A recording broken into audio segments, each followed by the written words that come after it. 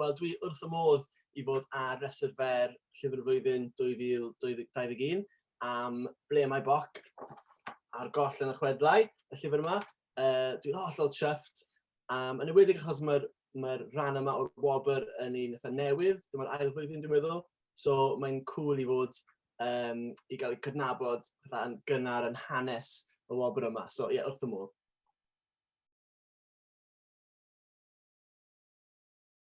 Huw Aaron ydw I, a dwi'n gartwnydd, awdur, arlunydd, darlunydd, sa'n siŵr beth yw'r wahaniaeth, a dwi'n gwneud llyfrau plant yn y Gymraeg yn benna erbyn hyn.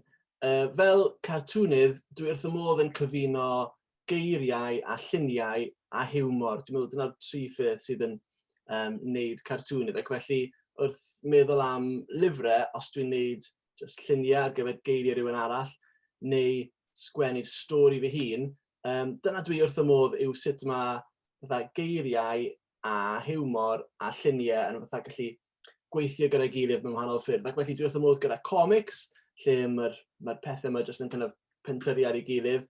A hefyd, fatha wahanol o dweud stori, lle mae'r lluniau yn gallu adrodd y stori yn yr un ffordd am yr sgwennu'n wneud. So dwi'n arlunio straeon a sgwennu lluniau, neu rhywbeth fel yna. Dyna ni'n trio wneud, o leia.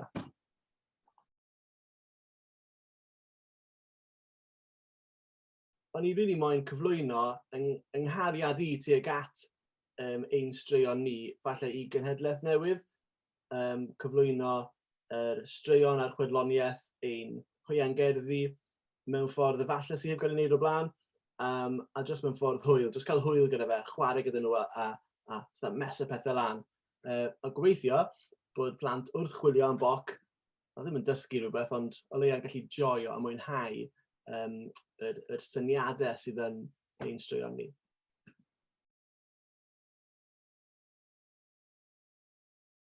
Helo, llio y llyfrgellydd ydw I ac mae heddiw wedi bod yn ddiwrnod rhyfedd iawn.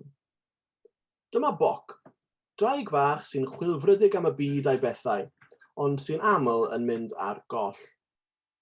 Roedd Boc am ddysgu mwy am straeon a chwedlau Cymru, felly daeth i'r lle gorau I wneud hynny, y llyfrgell. Ond, heb iddi wybod, roedd Bari a Blodwen, yr helwyr dreigiau cas yn ei dilyn. Casglodd Boc bentwr o lyfrau i'w darllen, ond y broblem gyda hen lyfrau am hyd a lledrith yw bod yr hyd yn gallu treiddio allan ohonyn nhw. Wrth I Boc agor y llyfr, dyma'r hyd yn ei signo hi a'r llyfrau eraill I mewn iddo. Ac yn i'r pethau'n waith fyth, cafodd Blodwen a Bari eu signo I mewn i'r llyfr hefyd. O diar, dwi wedi colli 3 o ymwelwyr a 10 o lyfrau. Dwi angen eich help. Ble mae'r llyfrau? Ble mae Bari a Blodwen? Ac yn bwysicach, ble mae Boc?